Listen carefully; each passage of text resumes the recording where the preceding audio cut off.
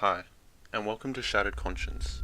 Today's story comes from Reddit user First Breath 1 and is titled Navajo Glass. My 6-month-old son, Ben, has developed a phobia towards mirrors, and it's really starting to freak me out. The behaviour in question began one late night a week or so ago. Nothing about that day seemed different than any other. We were just getting ready for bed. My wife, Emily, made an amazing dinner, but the majority of it ended up on Ben's face, and so I took the baby upstairs to get cleaned up. He gurgled happily in my arms as we dramatically bounded up the creaking wood steps. Ben looked content as could be, with a belly full of broccoli and a diaper full of the remnants, but the second we waltzed into the bathroom and passed in front of my wife's antique mirror, the kid took one look at his reflection and then screamed like the devil himself was on the other side. Now you might think this is somewhat normal. Babies do strange stuff, I'll admit to that fact. I'm a new dad, but I can still attest. There is no shortage of parents out there claiming that their child can see things. Some of my stranger family members are included in that category. It's a natural reaction. Maybe it's the way they stare off into space. Maybe it's the way they giggle at nothing in particular. Babies can be spooky at times, and it's hard to know what they are thinking sometimes. But babies do not exhibit the exact same exorcistic behaviour towards mirrors for 5 nights in a row. There's nothing normal about that. Eventually, the problem became so bad that we couldn't sleep. Every mirror in the house terrified my son. We couldn't bathe him, we couldn't sleep in our room, we couldn't do any of the things that babies needed to do. The problem became more than we could manage, and so we took him to the emergency room one stress-induced night that weekend. We waited 4 hours for the staff. The baby didn't complain, cry, or utter a peep the entire time.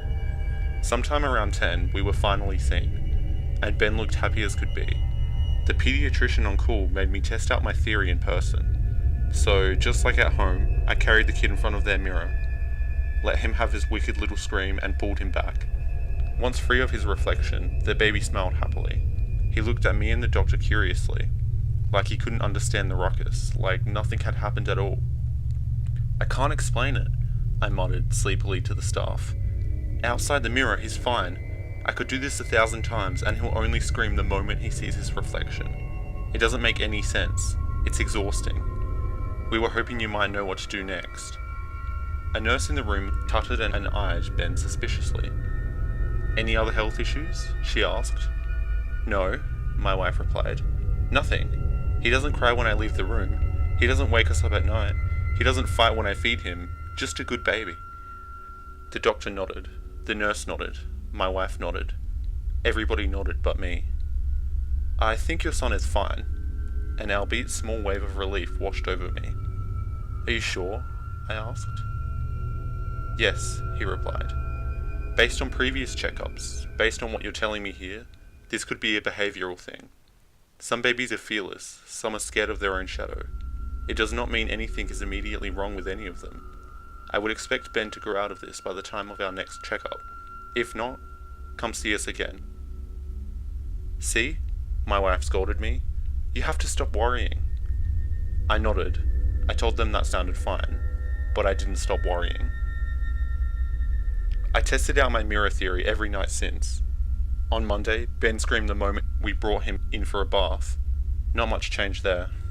On Tuesday, I cover his eyes, and he yelped on the way out. Some progress. The kid was finally clean. On Wednesday, Emily wanted him to face the phobia, so we let him scream in front of the mirror for an hour. On Thursday, we put a sheet over all the mirrors. And miraculously, that worked. It wasn't a solution, more like a band-aid. Ben still screamed whenever the sheet slipped. He still found new mirrors and tiny little reflective surfaces that upset him. But we both welcomed the small piece of duct tape on the problem that had taken over our day-to-day lives. Friday passed by as normally as any other. We both worked from home. Emily played with Ben in the morning. I took over for the afternoon. My son loved to bounce around in a little jumper, which we recently bought at Target, and I loved how long it kept him occupied. It was the type of contraption that kept him standing, with a bunch of different toys suspended over his head. Ben would swat at the tiny little monkey or pull on the cartoonish bird for hours. Sometimes he would just jump in place. He squeaked and giggled along with the songs they played. The kid loved it. The jumper freed me up to finish up my last report of the week. My boss was all over me that day. My production had slipped along with my lack of sleep. I needed to finish the report in question on time, or there would be serious questions about my job, and none of us needed that. Nonetheless, sometime around 3, a hideous shriek broke me free from the last few remaining cells on my spreadsheet. "Jesus, what's wrong, buddy?" Ben wailed horribly, worse than before. He swatted at his eyes as if they were the source of his pain. I rushed over and tried to pull him out, but the baby's tiny little feet kicked ferociously, and fought me and the straps of the jumper equally. "Easy, Big Ben, easy," I whispered, trying not to alert my equally busy wife. Finally, I got him loose. Fresh lines of tears stained Ben's reddened face. A thin red cup branded his chubby cheek. I looked down and noticed a small mirror tied to the far right of the toy lineup on the jumper. It looked like something that might mimic a car's rear view. "I'm sorry, buddy, I didn't notice. Did that bad mirror scare you again?" He nodded. The jumper went through its usual rotation of songs. I looked down for the power button, all the while trying to balance my son, and in the process of doing both, the mirror must have caught Ben's point of view for a second time. The poor kid started howling uncontrollably again. I kicked the jumper and rushed to quiet Ben as a familiar song from Sesame Street played over the radio. "Who's that baby looking in the mirror? That baby looks just like you." The baby's tiny little body shrieked so harshly that I felt his chest convulsing in my hands. I ripped the mirror off the jumper and pulled the batteries from the bottom, but the damn song kept playing. "Who's that baby looking in the mirror? That baby looks just like you." My wife rushed into the room. She pulled Ben out of my arms and immediately calmed him down. I sprinted the still singing jumper out into my driveway and spiked it onto the street curb. I stomped the tiny little glass mirror into 1,000 little pieces and collapsed next to it. Defeated, deflated, and exhausted from the stress of the moment, I returned inside to a happy baby and a confused wife. Friday night and Saturday morning passed by without incident. We kept the sheet over our bathroom and bedroom mirrors. We covered the shiny countertops and refrigerators and glass doors. We even took to moving curtains over the windows. We tried to close off any reflective surface we could find, but Ben kept finding the mirrors. "We can't live like this," I insisted to my wife, but she swore she didn't mind. Emily thought the best approach would be to make him forget about the fear. Once it wasn't so present in his mind, maybe he would move on to other things. I didn't understand it. I didn't believe in it. Not really. But the strategy seemed better than all our other options. All the doctors and online sites claimed the only thing to fix this could be time, and so we decided to give it to him. Emily went out with her mother Saturday night, and I agreed to stay behind. Boys' night. The ladies left sometime around 7. Ben stayed up with me to watch the Knicks game. He ate his food, he drank his bottle, he pooped on schedule. He fell asleep sometime around 8, and I nearly joined him, but my work from earlier in the week beckoned like a bad habit.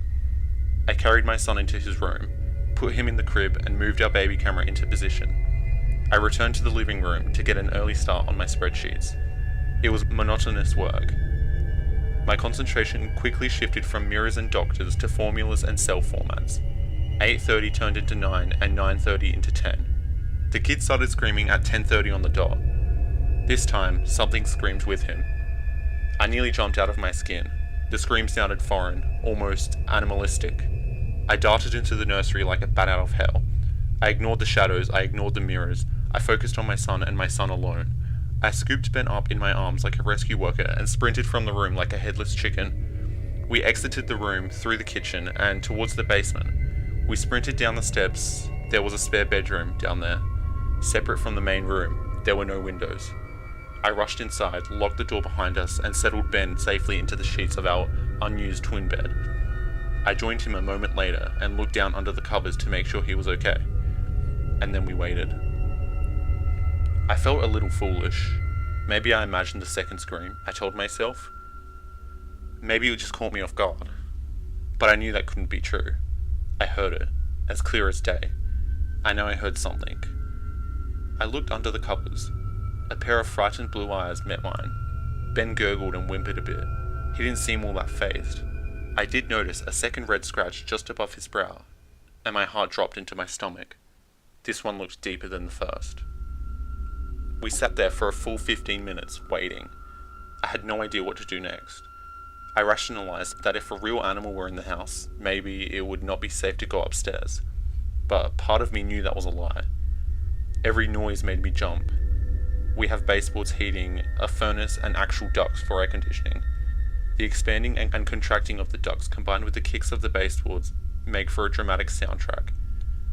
Every time I wanted to get up, a pipe would crack, and I would jump right back under the sheets with my son.